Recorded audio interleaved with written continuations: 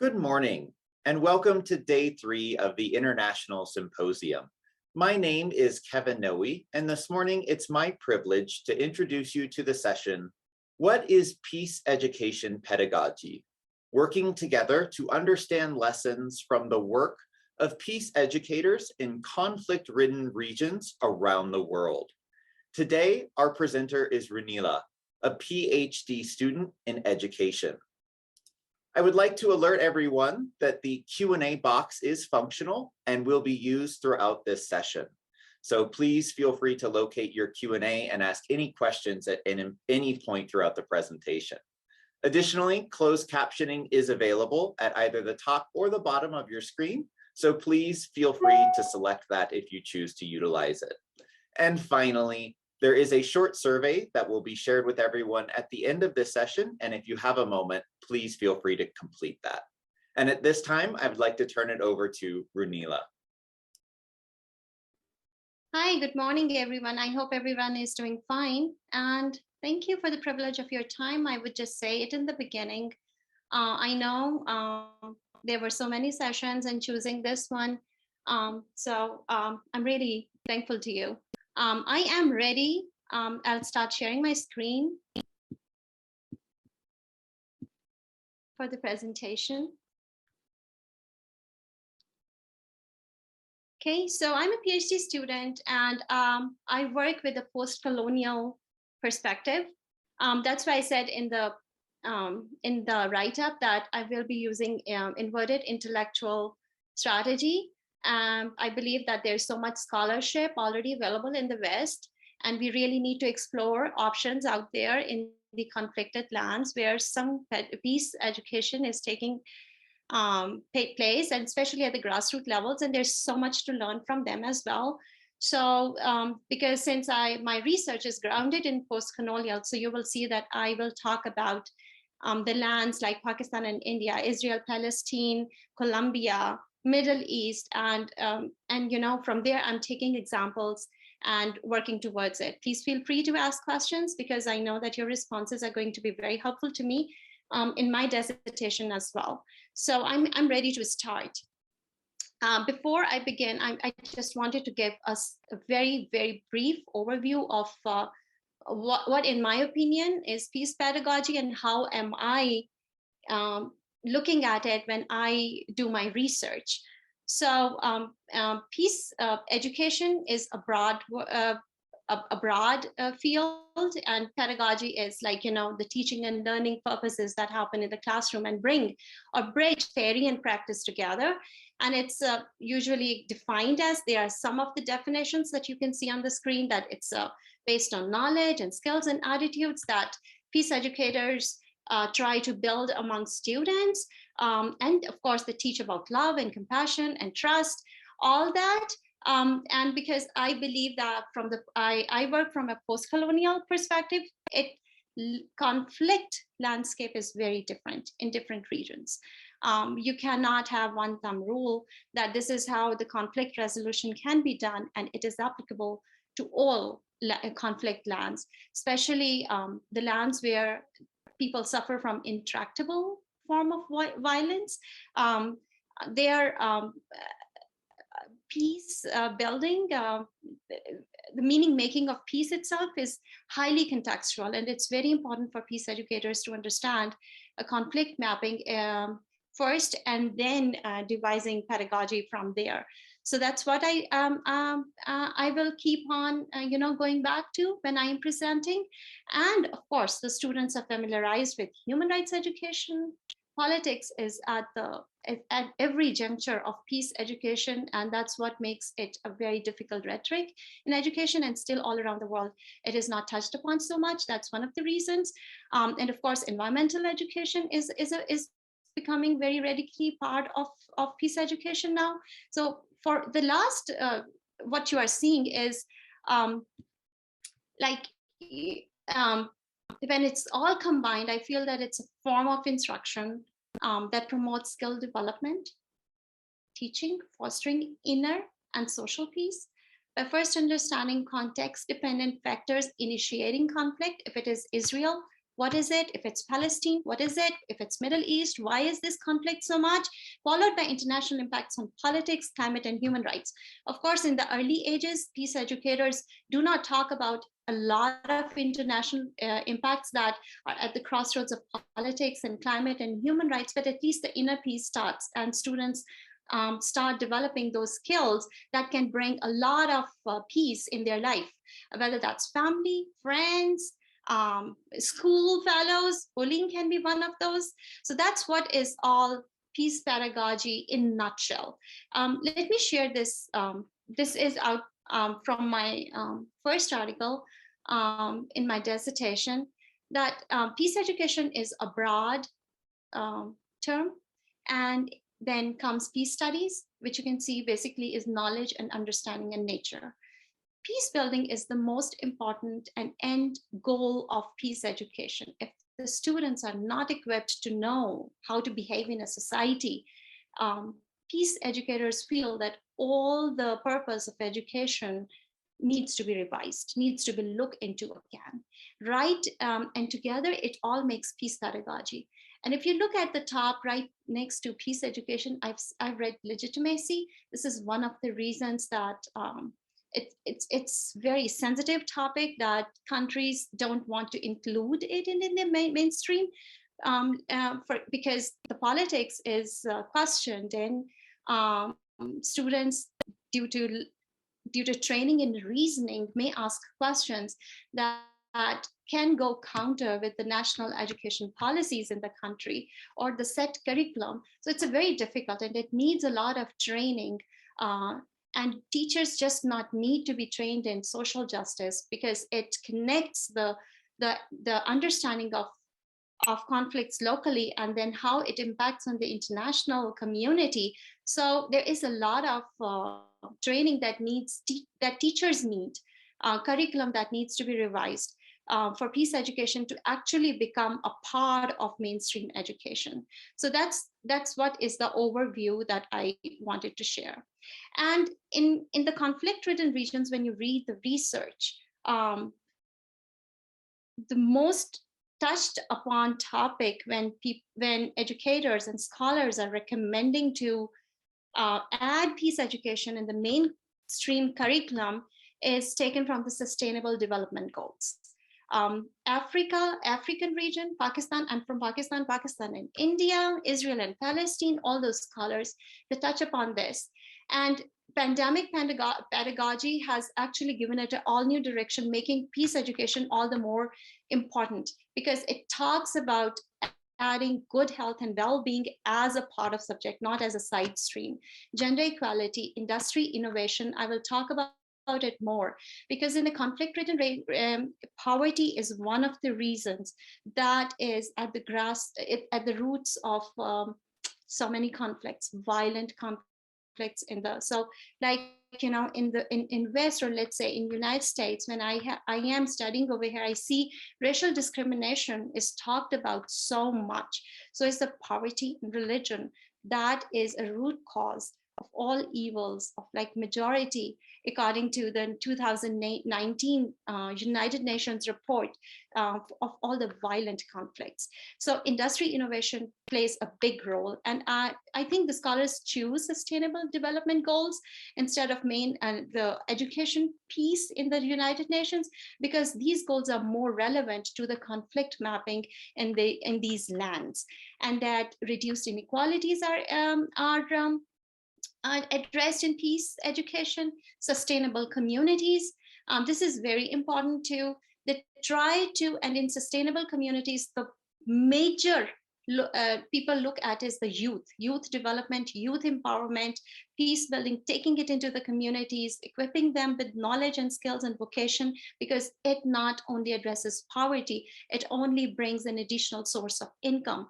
So when peace educators work in these lands, they look at this a lot. What should be the additional source of income so that poverty level can be brought down and there can be more peace in the people, like in inner peace and the social peace.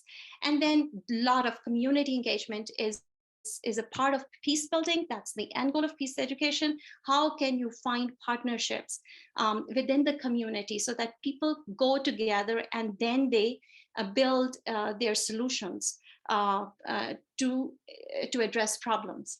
So that is what is the most important thing in the peace pedagogy in conflicted lands. All of them invariably, most of them direct towards sustainable goals 2030.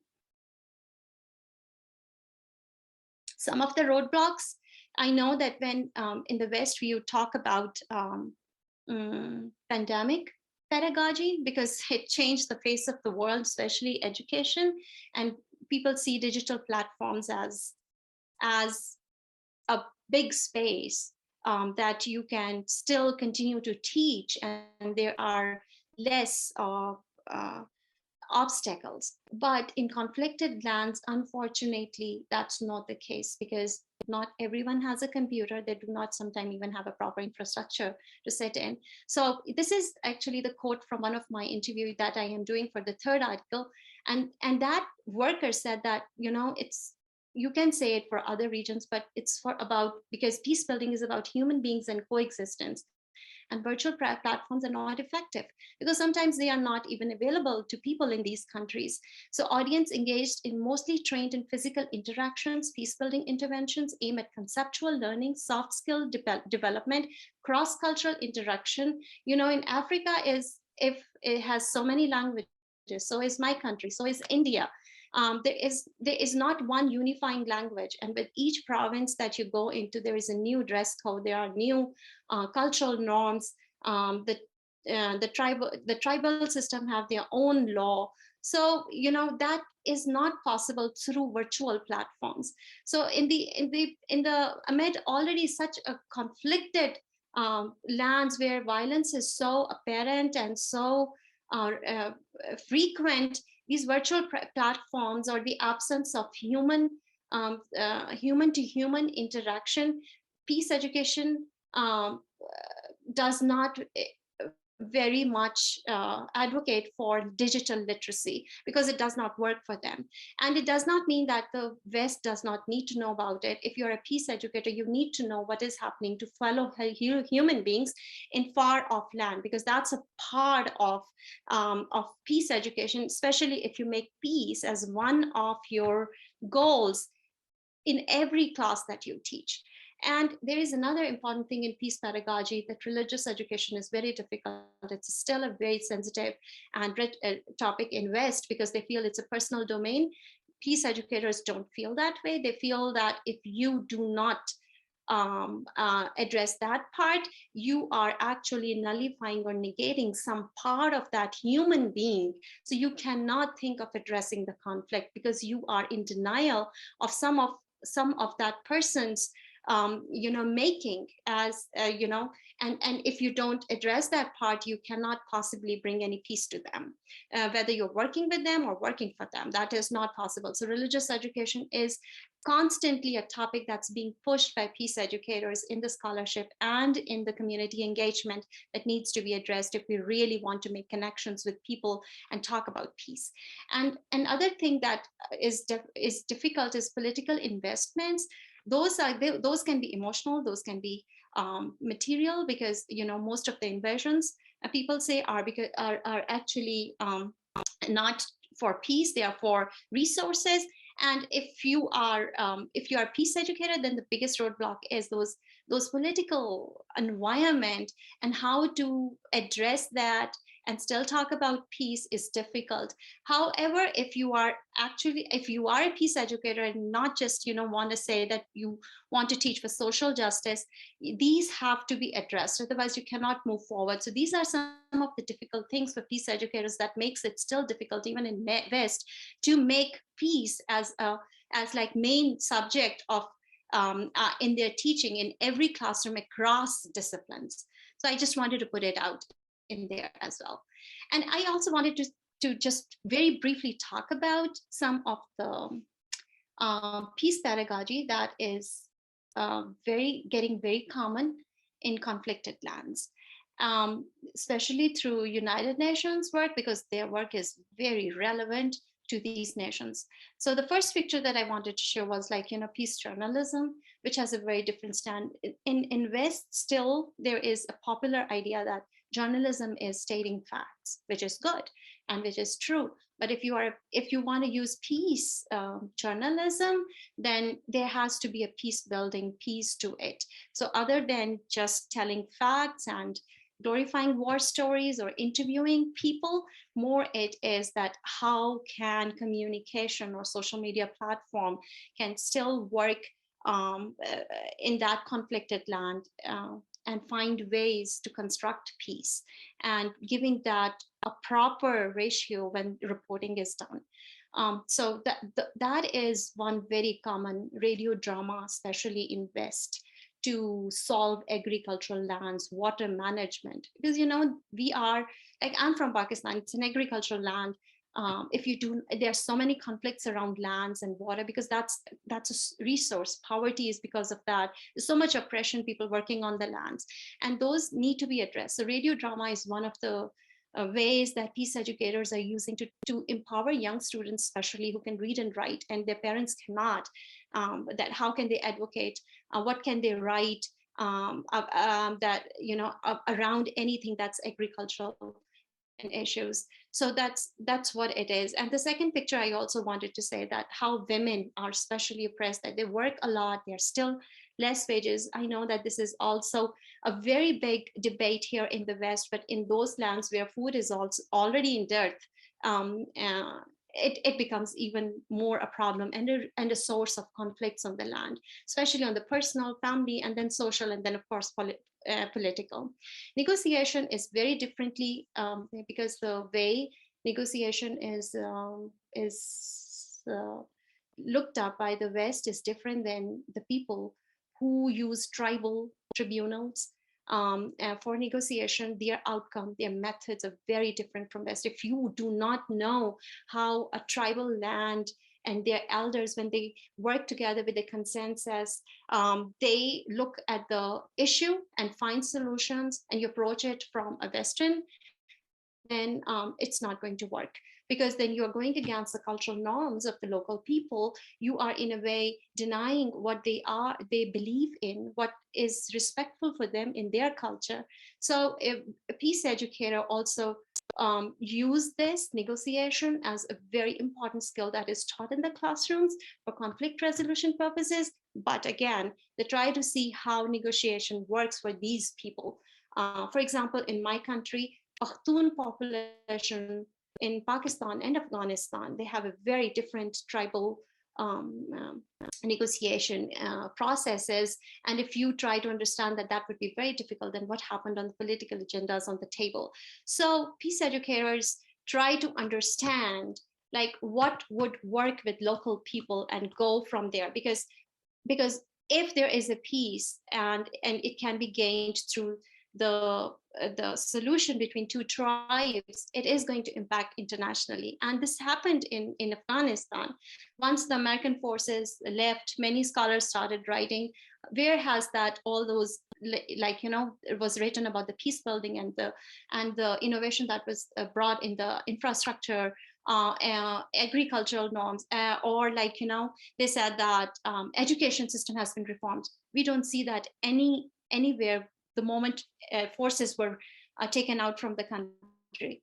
So because the local actors were never involved, perhaps that is a part of negotiation. And peace educators try to teach young people especially how to understand that, those dynamics in their culture, and then keeping social system intact, justice intact, and still, staying true to their culture, so that it's more acceptable, and only then you will see peace in that country. Refugees are looked at a very different way. I will talk about it in detail, that how peace educators look at refugees. Number one, what's their mindset and what do they teach them? That can be different from classrooms. And those refugees I'm talking about, who are resettled in another country. Art is another form that's used a lot.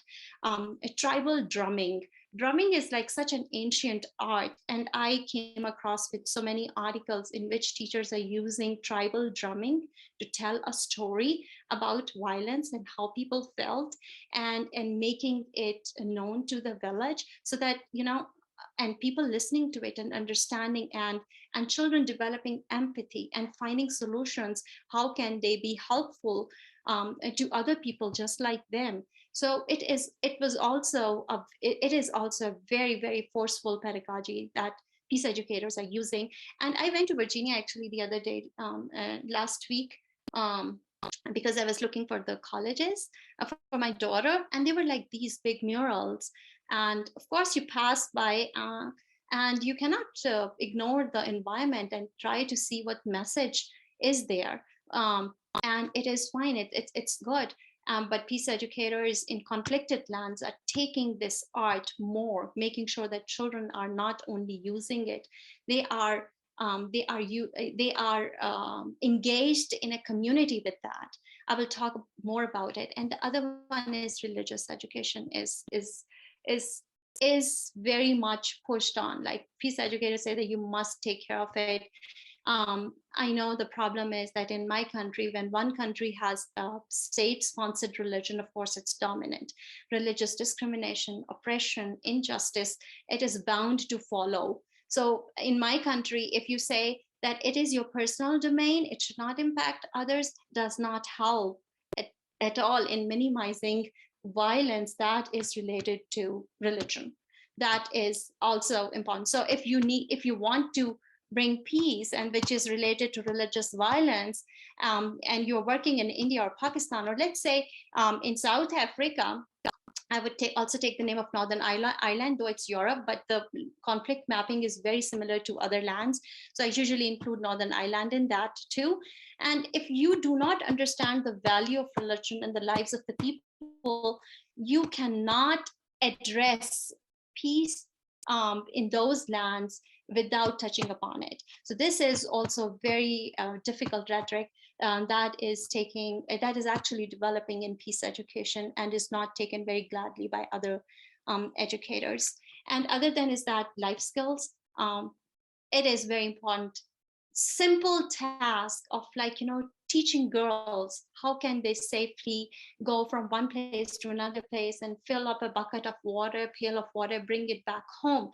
For us, maybe, if I am sitting here and in the United States and getting my degree, PhD from an American university, though I am from that land, but it had not even occurred to me that teaching that skill, how to stay safe, what roads to take, what can be the safety measures, is so important to teach to that girl, because this is peace for her. It never occurred to me until I started interviewing some of the peace educators at the grassroots levels in Pakistan and India. So, you need to understand what is happening and then devise pedagogy from there. So what time is it? Am I going too fast? Okay.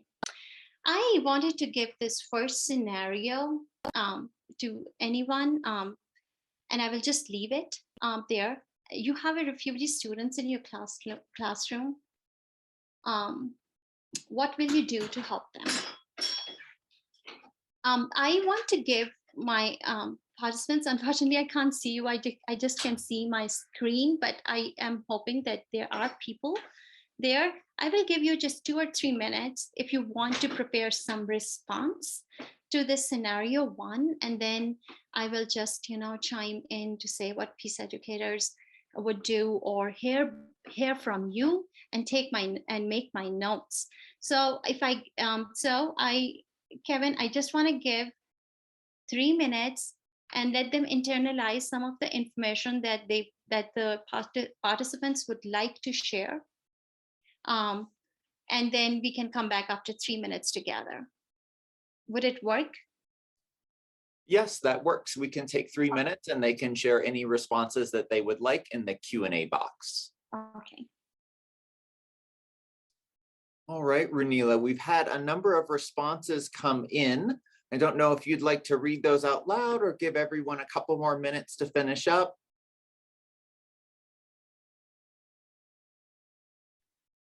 Yeah, I have read some. Yeah, I can take up from here. Thank you, Kevin. So thank you. So I understand, Kevin, that they cannot chime in directly, right? They can only use a platform of a Q&A, correct? That is correct. We have the Q&A enabled today. So I read that mostly it was like sharing stories, which is great. And of course, this is a very much used peace pedagogy. However, I would still want to add a little bit, like if they are sharing a story, that's good. That is one of the class activities. But the important piece is that how would this help in peace building? Because as I said earlier, that for peace educator, getting knowledge and information, you teaching skills and attitudes is just one part of pedagogy. The important thing is that making sure that in some way, whatever the class activity is, that it has some use in the community, whether that's the immediate community or community back home. And if that piece is missing, then peace educators need to keep looking into their pedagogy to make it effective, because that's what the scholarship says, that that has to be one piece as an end goal in the peace pedagogy. So I will just share my screen and and and just say that, and sometimes we know things, we just are not aware of it, that mindset of a peace educator is, number one, that everyone thinks it's a burden sharing tool, like, bringing people from another country because they are in a violent conflict over there and they need to come. So there is this, like, a kind of relationship that's not reciprocal in nature. It is like one is a giver and the other one is taker, and you are charity or and all that. So the peace educator looks at it as also that it's not only benefiting those people who are displaced from their home country and are now into a developed country. So they look at that. Look at the bullet number 2, that it is also an acknowledgement of the benefits accruing to the host state and the international community. This needs to be the mindset of a peace educator. That's how I need to train myself, that host countries benefit from gaining both international status as a humanitarian state and a means to systemic regulated refugee immigration. They have this knowledge of this, how to deal with them, and can be useful for other countries in the world. So this is what should be the standpoint. And then, what can be the peace building purposes? That's good. You can do share stories and all that, all those activities. You are already on your way. But in order to make it a complete cycle to peace building as well, starting with the pedagogy, you need to. I have read some of the articles that talk about remittances, educating children, like what can they do, what can they can talk to their parents, and how can they do this and feed into their economic revitalization in the host country back home from where they are coming. And that there are ways that these resettled refugees can do that. So if I have this in my mind, I will make sure that my activities have that end point, or that how those students who now have, of course, a better environment, they have now better health, um, they don't have health issues, they have people who can take care of them, they're teaching, they are being taught life skills. And so how can that knowledge be shared about democracy and other good governance back home, which can be used by people, not at the early stages, but as those children grow to college. But if peace education is a part of every stage of education, those children will be grown up enough and share this knowledge with the immediate family or the family back home. And there is one whole article that came up with, like, those Ebola crisis, that's those children, when they started it, like in 3 or 4 years, they started actually lobbying their parents in the Canadian government, that how during Ebola crisis, there can be a continuous healthcare and social needs taken care through United Nations peace programs and other NGOs back home in Liberia. So those students played their role. They were equipped. It took them 4 to 5 years. It was a longitudinal study, but in the end, students were able to do that. They were even able to bring their parents in there who were there and using their small businesses and sending back money. So that is what needs to be the end point of peace pedagogy. And like, they are often perceived as like, these are poor people, they do not have choice, they are victims of warfare. They are, but it does not end there. The story does not end there. The peace educator needs to look at this, that instead of like, I'm writing over here that choice between staying and fighting, staying and dying, or fleeing and surviving, the refugee of today fled, right? And meaning that by they actively and purposefully chose the non-violent option in the context of mass violence raging all around them. So that is a lot of courage. Not everyone can do it. And if we have that mindset, that would be translated into a peace educator's teaching and the skills and development of skills and attitudes, and making sure that the peace building piece is there in that pedagogy. So I just wanted to put that out in screen, that activities are just not activities in the classroom. The students are equipped with the knowledge and skills and attitudes to understand that a simple thing has actually a global impact, and that they have a role, no matter how minor that is, to play. And that should come from education at every point. So that's what I'm trying to say, that the peace educators need to look at when they're teaching in the classrooms. At least I will. So here is another one. Do we have time? How are we doing on time? Okay, I have some time. Look at this, that if you are given again, brainstorm, internalize this information, that how would you help teaching this meaning making of peace in your classroom? It does not matter who are your students, but how would, if you want to teach it in your social sciences class, or what should be in your mind? What should be the starting point? What should be the activities? You can write anything that would be helpful. By the way, when you said storytelling, I was talking about it earlier this morning, and storytelling is a very, very important pedagogy in restorative justice, which is a part of peace education. And it was used in South Africa a lot, and is still taken up by so many people around the world. Syria is doing it, Lebanon is doing it, Africa is doing it, especially the stories of children's soldier who tell what they have done. And other people, when they cry, other people are able to empathize and see that they were equally a victim of the system as they were. So on both ends. So this is a very, very powerful pedagogical tool. It's just that we need to make a full line from teaching skills to peace building. That's what I am trying to emphasize on. So let's look at this, the second scenario. Let's do 2 or 3 minutes again. Please feel free to write anything in question and answers.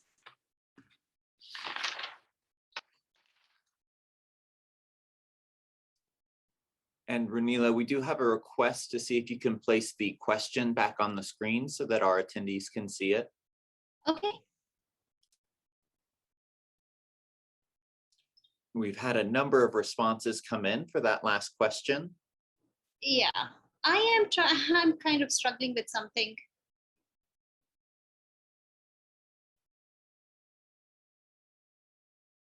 Yeah, let me read the questions, Kevin, and I will be with you guys.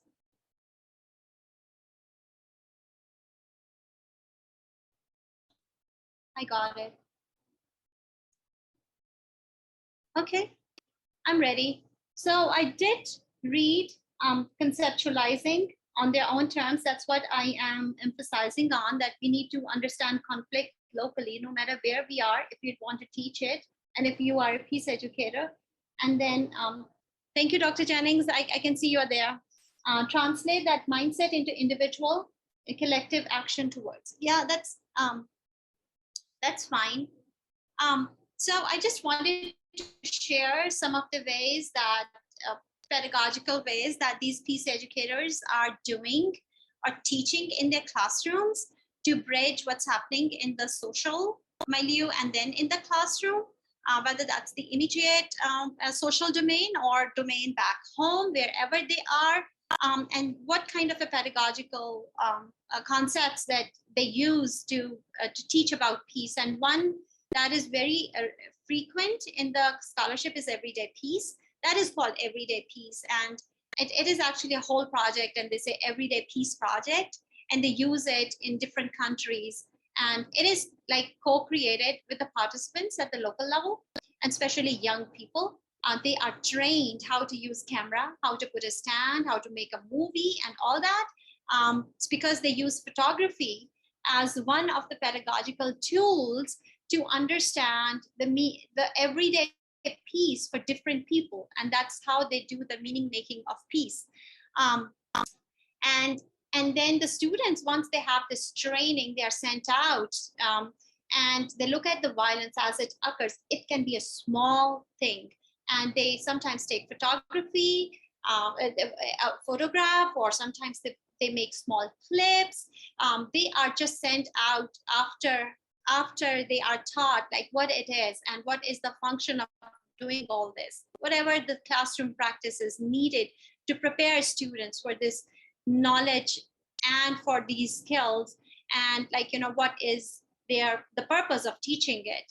And so the students learn that how they can make from everyday violence to everyday peace. They come up with solutions, how to communicate across cultures in everyday peace and local community violence. And sometimes educators are using online forum. For example, in Pakistan, they use a photo voice technique in which they, in the end, these students write captions. They write captions, and the whole exhibition is done in front of the older, the eldest members or the respectful members in a tribe or in their village, and they talk about it, that what have they observed, but what should be done. So the difference between is from everyday violence to everyday peace. So this is one of the pedagogy that I really liked, and I wanted to share it out in this space. The other pedagogy that I saw was the war rugs. The Afghanistan is really good in weaving knots and the rugs, handmade rugs. And there were different people, they are New York based, and they saw that all those flowers and pictures of birds were replaced by aeroplanes and grenades and war artifacts. And they wanted to know that why is this happening? They thought that it is happening because women are trying to show that they are equally, their contribution towards war, nationalism, and everything that was there. But when they went deeper in order to understand that why is it was they were making peace in their own way, because I don't want to say the religion, whatever it is, it was interpreted, and I don't want to go into the discussion whether it was a wrong interpretation or right, but it was interpreted that you cannot make these pictures of flowers or people because it is against the religion Islam. And those women whose men were already out in the battlefield, their young sons were not there, and all of a sudden this community has this responsibility on women to feed, to earn and feed. And that's what they were doing. They thought that we still want to feed our families, we still want to earn, but instead of stopping carpet weaving at all, which has a market, international market, what would they do to make Talibans happy? So that's what they started weaving in their carpets. So they made peace with their own personal life so that the food was still provided to the family. So when you go into the details and try to understand what is apparent may not be what it is. So, you know, I'm just giving you this example that everyday peace, if you want to do the meaning making, that's one of the most common pedagogical tools in the peace education to understand what is the meaning of peace for different people coming from different lands and different backgrounds. And you can find this meaning and then work from there. So, and it is called Everyday Peace Project. I had in the previous slide some articles that I wrote, that I found. These are just few. There are more, like, you know, that who have written that when this pedagogy was used, how effective it was, or just giving you a food for thought that we can also do it. So this was my other scenario that I wanted to put more light on. what is peace pedagogy and how does it look like, and how can we work on it further to think beyond just like activities, and making sure that that peace building factor is in place when any pedagogy is instituted in the classroom with the students at any educational level. I think that's it from my side. Am I on time? You are perfect, Ranila. We are right at time. So I would like to take this opportunity to thank you for this wonderful presentation. I would like to thank everyone in the audience today for joining us. We do have one more session today, so please feel free to come back in about 10 minutes for our final session of the International Symposium. Again, there is a brief survey at the end of this Zoom session, so if you have the opportunity, please complete that. One final time, thank you, Ranila, and thank you everyone in attendance. Have a great day. Thank you. Bye.